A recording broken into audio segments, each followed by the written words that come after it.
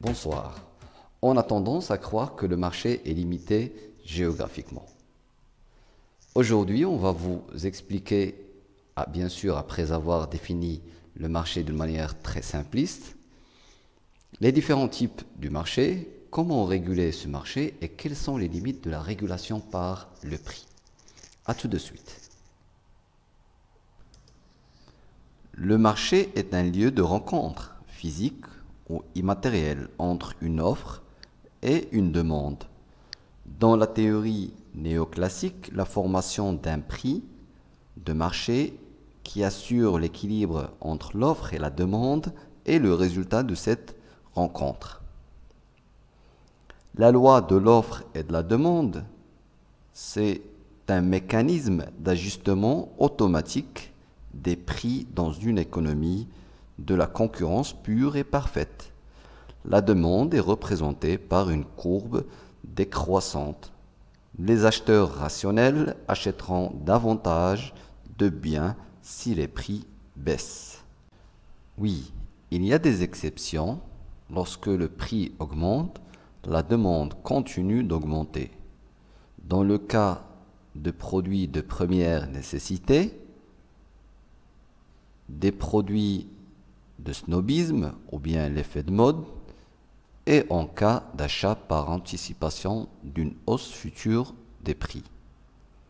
Pour l'offre aussi, elle peut baisser même si le prix augmente, lorsque l'entreprise atteint le plein emploi de sa capacité de production, en cas de manque de matières premières, ou en cas d'anticipation d'une baisse future des prix, ou parfois le contraire, c'est qu'on attend à une hausse future des prix pour commencer la production. Effectivement, on a plusieurs types de marchés.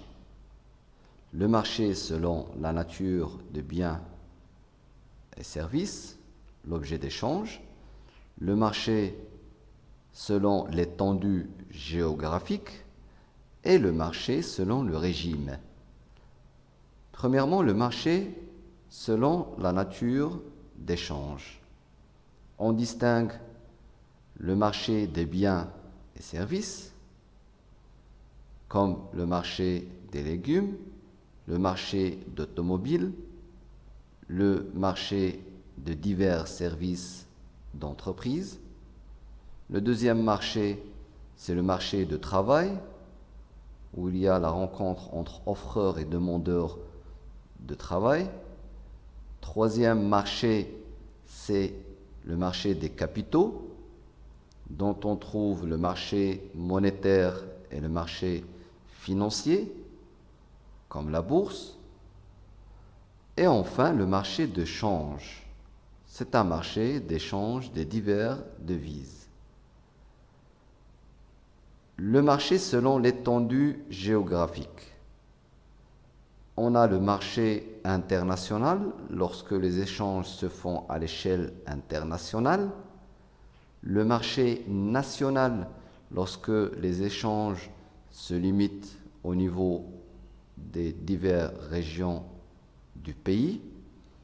Et le marché régional lorsque les échanges se font au niveau d'une seule région. Et le marché local, c'est le marché le plus proche au quotidien. Le marché selon le régime. On a un marché de concurrence dans lequel on a un nombre important d'acheteurs et de vendeurs d'une manière plus ou moins équilibrée. Un marché de concurrence imparfaite dans lequel on a des entreprises qui se trouvent en situation de monopole, c'est-à-dire un seul offreur et plusieurs demandeurs, ou bien quelques offreurs et plusieurs demandeurs, c'est ce qu'on appelle l'oligopole. On peut inverser la chose et se trouver dans une situation de monopsone, c'est-à-dire un seul demandeur et plusieurs offreurs. généralement c'est le cas de l'État, ou bien quelques demandeurs et plusieurs offreurs. C'est ce qu'on appelle l'oligopsone.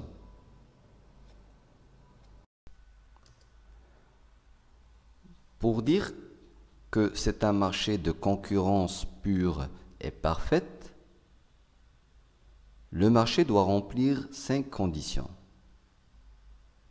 Premièrement, l'atomicité, c'est-à-dire un grand nombre de participants, d'offreurs et demandeurs. La fluidité, un libre accès des offreurs et des demandeurs. Troisièmement, l'homogénéité, c'est-à-dire des produits comparables. Quatrièmement, la transparence, c'est-à-dire une circulation parfaite des informations sur le marché. Et enfin, la mobilité, c'est-à-dire une libre circulation des facteurs de production. Si on parle de la régulation du marché par le prix, alors le prix, c'est un élément essentiel du marché. Pour les économistes libéraux, si le mécanisme du prix fonctionne bien, il agit comme une main invisible qui permet à la fois de satisfaire l'intérêt général de la collectivité et les besoins de chacun de ses membres. Le prix a aussi un rôle d'information pour les entreprises pour déterminer leur niveau de production et la meilleure combinaison des facteurs de production. Il aide les ménages à faire leur choix en termes de biens et services à consommer pour satisfaire au mieux leurs besoins. Effectivement, la régulation par le prix a des limites. Premièrement, les externalités, ce qui signifie que, comme origine une situation économique dans laquelle un acte de consommation ou de production d'un agent a un effet direct positif ou négatif sur la situation d'un autre agent, ce qui n'est pas toujours le cas. C'est-à-dire une hausse du prix peut être favorable pour les offreurs, mais pas toujours pour un demandeur, et vice-versa. Et aussi pour les biens collectifs. Les biens collectifs sont des biens ou des services qui bénéficient à tous. L'exemple type du bien collectif est l'éclairage public.